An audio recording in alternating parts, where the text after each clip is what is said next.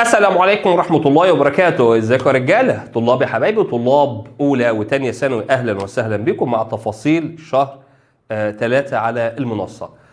هنبدأ شهر 3 إن شاء الله إمتى لطلاب أولى ثانوي وطلاب تانية ثانوي، ومحتوى شهر 3 هيكون عبارة عن إيه، وخصوصا إن إحنا محتاجين في شهر 3 نخلص محتوى كبير، يعني محتاجين نخلص دروس كتير علشان من بداية شهر 4 بقى إن شاء الله هيكون في نص 4 كده 20/4 او حاجه، و20/4 هيكون امتحانات الازهر، فعايزين نخلص قبل الفتره دي عشان حبايبنا بتوع الازهر نحاول ان احنا نراجع لهم مراجعه كويسه ان شاء الله زي الترم الاولاني. طيب طبعا الكورسات موجوده معاكم على المنصه يا جماعه، وهنبدا بمحتوى ثانيه ثانوي او كورس ثانيه ثانوي شهر 3. المحتوى اللي احنا ان شاء الله هنشتغل فيه في شهر 3 وبدايتنا من امتى؟ بدايتنا من النهارده طبعا زي ما الجدول موجود معاكم، اللي هو الاثنين 2/3. معانا ان شاء الله في الشهر ده يا جماعه 10 حصص، وخصوصا ان احنا معانا اجازه العيد هتكون جايه في الاخر كده ان شاء الله، عاملين حسابها. الحصص بتاعتنا هتكون ماشيه كالاتي زي ما انت عارف، طبعا بنبدا حصه وحصه وحصه عشان ناخد المحتوى كله. طبعا المحتوى ده ان شاء الله احنا بنجهز نفسنا ان احنا نحاول نخلص اكبر قدر من المنهج ان شاء الله، عشان زي ما قلنا مراجعات الازهر.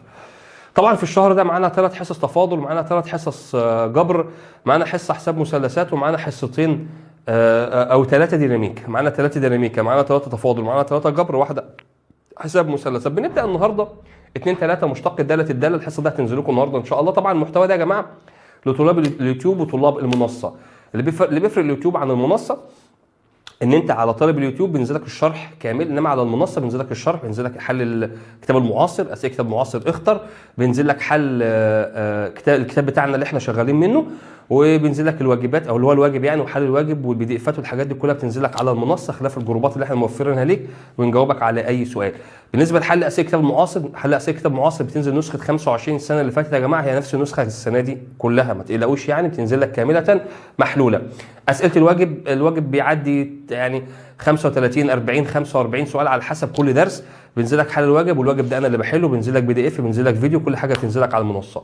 بدايتنا ان شاء الله من يوم الاثنين النهارده مشتق الداله، بعد كده يوم الاربعاء، بعد كده هنبدا نعدل، هيبقى معاك حد واربع وجمعه، بعد كده حد واربع حد واربع حد واربع، وده احنا بنخلص المحتوى بتاعنا ان شاء الله يمكن يوم 29/3.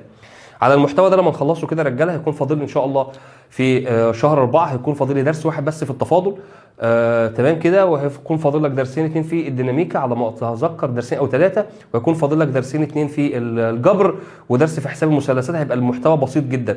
طلبه الازهر طبعا كده كده هينزل لك محتوى شهر 4 بدري على طول، بحيث ان احنا نبدا نخلص المحتوى ده ونبدا ان احنا ان شاء الله ندخل في المراجعات. الاسبوع ده بس بنشتغل 2 و4، وبعد كده بنشتغل حد و4 على طول.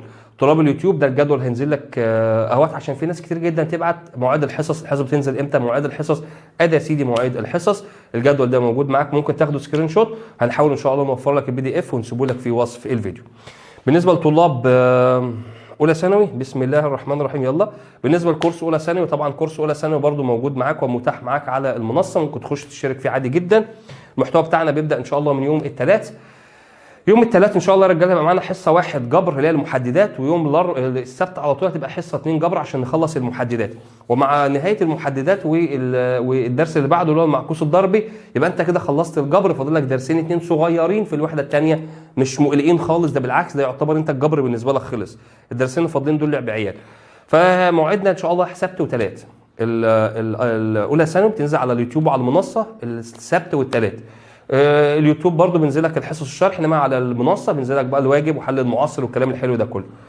معانا محددات، بعد كده حل مثلث قائم، تقسيم قطعه مستقيمه، معكوس، زاويه ارتفاع وانخفاض، معادله المستقيم القطاع الدائري. هتخلص بعد كده هتلاقي فاضل لك ان شاء الله حصتين 2 بس في الهندسه، حصتين 2 في الجبر، حصتين في حساب مثلثات او حصه في حساب مثلثات، يبقى احنا كده خلصنا اكبر محتوى موجود معانا.